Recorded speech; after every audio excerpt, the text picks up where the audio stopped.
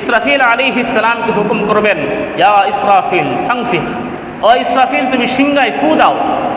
ইসরাফিল আলাইহিস সালাম রব্বুল আলামিনকে জিজ্ঞাসা করবেন, কাম নাফখাতান ইয়া রাব্বি, ও আল্লাহ কয়টা ফু দেব? আল্লাহ রাব্বুল আলামিন বলবেন, নাফখাতান ওয়াহিদা, একটা ফু দাও। মুহতারাম হাজিরিন, আপনি প্রশ্ন করতে পারেন, হুজুর মাত্র একটা ফু দিয়ে কি হবে?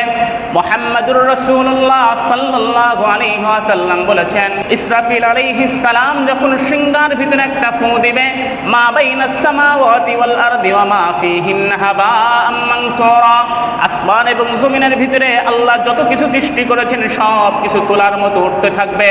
আল্লাহ রাব্বুল আলামিন যখন কিয়ামত কায়েম করে ফেলবেন, মালাকুল মাউতকে ডেকে বলবেন, ইয়া মালাকুল মাউত মান বাকিয়া আলা যাহরিল আরদ, ও মালাকুল মাউত দুনিয়ার ভিতরে ভূপৃষ্ঠের ভিতরে আর কে বাকি আছে?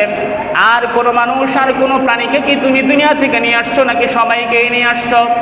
মালাকুল মাউত উত্তর দেবে, মা আলাল আরদি আহাদুন ইয়াদুব্বু ইল্লা আহলাস সামাওয়াত, ও রব্বুল আলামিন পৃথিবীর ভিতরে যত মানুষ ছিল, পৃথিবীর ভিতরে যত প্রাণী ছিল, যত বিচরণশীল প্রাণী ছিল, সবাইকে আমি মালাকুল মাউত আপনার কাছে নিয়ে আসছি। ইল্লা আহলাস সামাওয়াত, শুধুমাত্র আসমানের বাসিন্দা যারা আছে তাদেরকে আনতে পারি নাই। পৃথিবীতে যারা আছে তাদের সকলকে আমি নিয়ে আসছি। আসমানে কারা থাকে?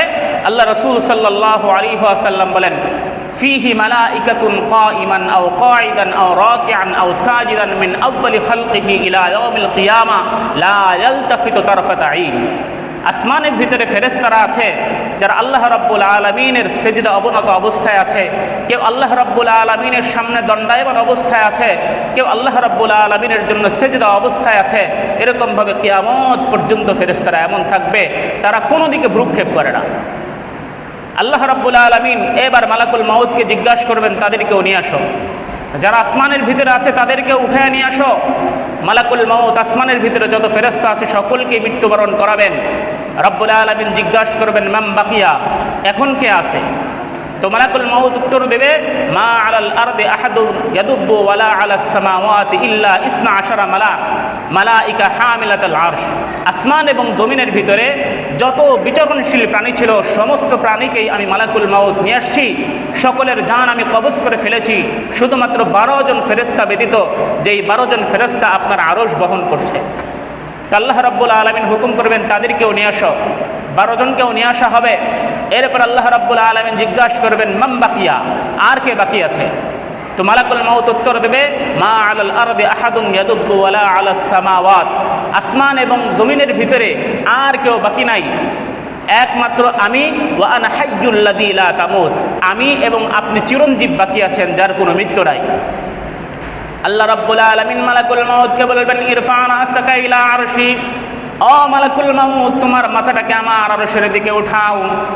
মালাকুল মাউত যখন তার মাথাটাকে আরশের দিকে উঠাবে, আল্লাহ রাব্বুল আলামিন বলেছেন, উনজুর, ও ফেরেশতা তুমি দেখো সেখানে আমি কি লিখেছি।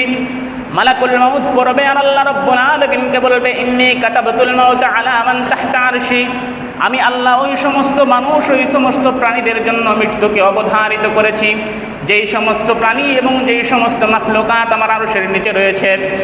মালাকুল মাউতকে রব্বুল আলামিন ডেকে বলবেন, ইয়া মালাইকাতি, ও আমার ফেরেশতারা, আনতা তাহতা আরশি, তুমি তো আমার আরশের নিচে আছো।